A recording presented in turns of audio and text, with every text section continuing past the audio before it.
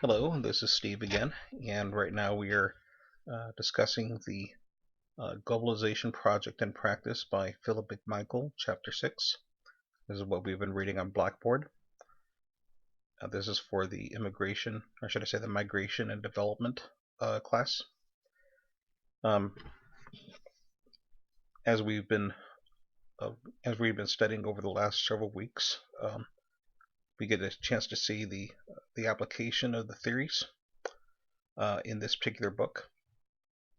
The uh, this this chapter that we're reading is divided into different sections. One of them is called poverty governance. The other one is talking about outsourcing,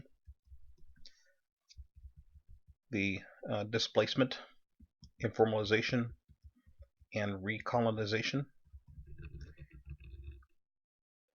And so we get a chance to see the different theories that we've been studying put into practice.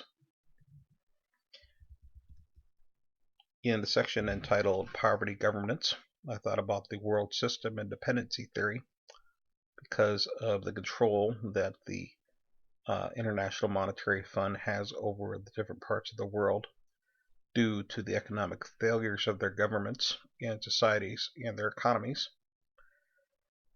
The debt that they have has accumulated within the nations, and the IMF has been manipulating policies of these nations in order to receive the money that can be used to help their economies. It's one of the ways that the IMF has of controlling the different laws within the different countries. Outsourcing, as was the next section, it goes very well with the world system and dependency theory as well. And I think it was the same. I thought that these first two sections were good examples of the world system dependency theory in practice. What's happening in this section where it says we're talking about outsourcing is that that the nations, such as the United States and other nations that are more wealthy, they allow their corporations to go to different countries, and they go to these different countries and provide jobs for the people of that nation, and so that these different nations become dependent upon the companies that are sending the jobs to these nations. This seems to be taking the reverse course of immigration, but in the same way, it's causing the different nations to be dependent upon the companies. The host nation of immigrants that would normally be the host nation is what they're really doing is they're exporting the jobs to the different parts of the world, and it's a lot like the colonization of the New World by the Old World back in the colonial days. And it would be fair to judge these methods as imperialist in nature. So, um, so the and so there becomes a big link between the two different nations where the companies come from and the nations that they go to.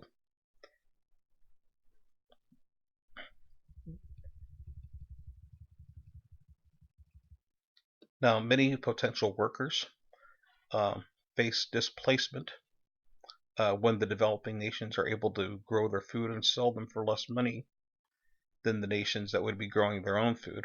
What happens is that the money that's earned from the sale from homegrown fruits and vegetables in the open markets is gone because they're being undercut by the prices of food that comes from different nations around the world. And this can be seen even at our local supermarkets where we see the different food that's sold over there. Even at Walmart is being sold from areas all around the world. So I can see, for example, bananas from Chile and the different nations are being represented in our in our supermarkets, that over at the poorer nations, that people that would normally be growing their own food, they end up losing money in the market, and they have to go somewhere else to make a living.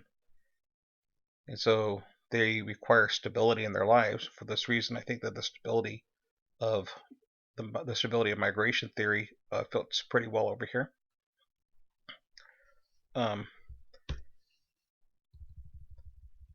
Informalization was the next section that was within the book, and that takes place when workers become displaced. So you have different nations where a lot of people will make their own jobs when they can't find any jobs, so they make their own work. And there are different types of informal work and entrepreneurial paths, and some of the work might be normally legal, except that they don't want to pay the taxes of the different for the different governments. But other ones would be resorting to selling things that are illegal, like narcotics. And the entrepreneurial path that was discussed in our text fits pretty well within this particular section of the book. Then there's a section called recolonization, and that fits with the section of our textbook that discusses the uses of labor in migration. And this section of McMichael's book tells about the different nations within the countries in Africa that do not even recognize the countries that they even reside in. Companies go to areas that are rich in minerals and use the people who live in the area to extract those minerals.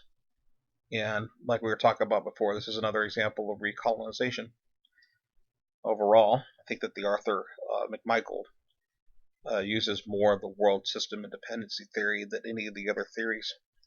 And it seems that the richer nations of the world are exploiting the poorer nations by using them for reduced labor costs.